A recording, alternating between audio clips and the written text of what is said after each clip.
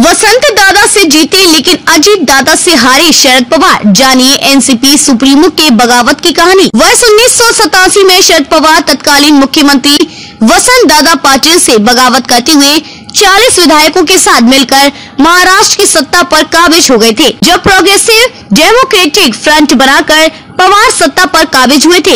इसके बाद कांग्रेस से अलग होकर वर्ष 1999 में एनसीपी की स्थापना जैसे कई महत्वपूर्ण राजनीतिक निर्णय पवार ने लिए, जो देश की राजनीति के लिए एक नजीर बने। लेकिन पिछले 4 सालों में शरद पवार अपने भतीजे अजित पवार पर अंकुश लगाने में असफल साबित हुए। 23 नवंबर 2019 को सुबह देवेंद्र फडणवीस ने मुख्यमंत्री और अजित पवार ने उप मुख्यमंत्री पद की शपथ ली थी। तब भी राजनीतिक पंडितों ने कहा था कि पवार का छोटे पवार पर अंकुश नहीं रह गया है। हालांकि यह सरकार मैच 3 दिन चली और राज्य में उद्धव ठाकरे सरकार बनी, उसमें भी अजित पवार उप मुख्यमंत्री बने थे।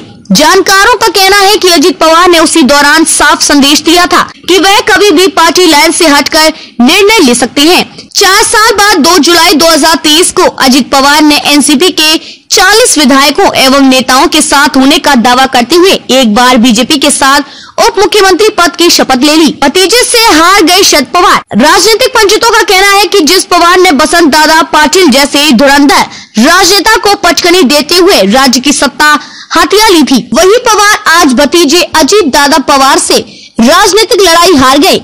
दोनों पवार में अंतर सिर्फ इतना है कि शरद पवार तब प्रोग्रेसिव डेमोक्रेटिक फ्रंट बनाकर सत्ता पर काबिज हुए थे। भतीजे अजीत उनसे आगे निकलते हुए पार्टी पर कब्जा का दावा करते हुए उप मुख्यमंत्री बन गए। दोनों में एक समानता और है कि शरद पवार के साथ ही 40 विधायक कांग्रेस से टूटे हैं और अजित पवार के साथ भी 40 विधायकों के टूटने का दावा किया जा रहा है। शरद पवार की बगावत के कारण वसंत दादा पाटिल की सरकार गिर गई थी, लेकिन अजित दादा की बगावत की वजह से एकनाथ शिंदे सरकार संख्या बल के साथ और मजबूत हो गई है। वर्ष 1987 में शरद पवार द्वारा राज्य में बनाई गई पहली गठबंधन सरकार सिर्फ 4 महीने का कार्यकाल पूरा कर पाई थी।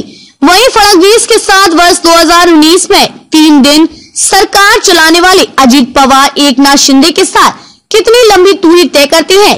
वहीं फडणवीस के साथ वर्ष 2019 में 3 दिन सरकार चलाने वाले अजित पवार एकनाथ शिंदे के साथ कितनी लंबी दूरी तय करते हैं, ये देखने वाली बात होगी।